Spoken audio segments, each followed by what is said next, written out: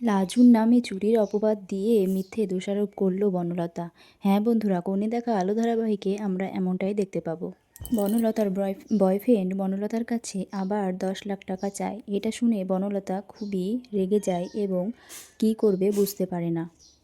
ওদিকে বনলতার মাথা যন্ত্রণা করলে বনলতা তার ঠাম্মির ঘরে যায় এবং দেখে তার ঠাম্মি গয়নাপত্র গোছাচ্ছে এবং বনলতা সেটা দেখে বলে, ঠাম্মি, ও তুমি গয়না গোছাচ্ছ? ঠিক আছে, আমি চলে যাচ্ছি, পরে আসবো, এরকম বলতে থাকে। তখন ঠাম্মি বলে, গয়না গোছাচ্ছি তো কী হয়েছে, এসো, কী দরকার তোমার বলো। তখন বনলতা বলে, আমি একটু মাথা ব্যথার ওষুধ নিতে এসেছিলাম, মাথাটা ধরেছে। তখন বলে, ওখানে টেবিলে রাখা আছে, নিয়ে নাও।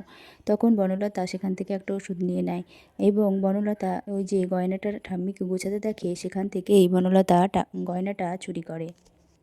কিন্তু তখন করে না, পরে করে। পরে যখন বনলতা আরও বেশি রেগে যায়, তারপরে কী কারণে বনলতা টাকাটা তার বয়ফ্রেন্ডকে দিতে রাজি না হলে তার বয়ফ্রেন্ড তাকে ভয় দেখায় এবং বলে সে বাড়িতে চলে আসবে। বনলতা বিশ্বাস করতে পারে না। তখন বনলতা বলে, তুমি কি আমাকে ভয় দেখাচ্ছ? কিন্তু বনলতার বয়ফ্রেন্ড ময়ূক বাড়ি পর্যন্ত এসে বাইরে বেল বাজায়। বনলতা খুবই ভয় পেয়ে যায়। তারপরে বলে, আমি তোমার বাড়ির দরজায় বেল বাজাচ্ছি, বলতে থাকে ময়ূক। তখন বনলতা বলে, তুমি কোথায়? বলে, তোমার বাইরে, দরজার বাইরে, বাড়ির বাইরে দেখো এসে।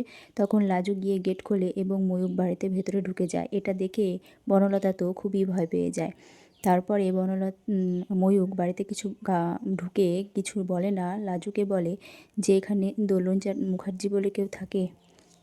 মানে ময়ূক বনলতাকে ভয় দেখানোর জন্যই বাড়িতে ঢুকেছিল, কিন্তু কাউকে কিছু বলে না। এটা বলার পরে লাজু বলে যে না, এখানে কেউ থাকে না, এটা চাটুজ্জেদের বাড়ি।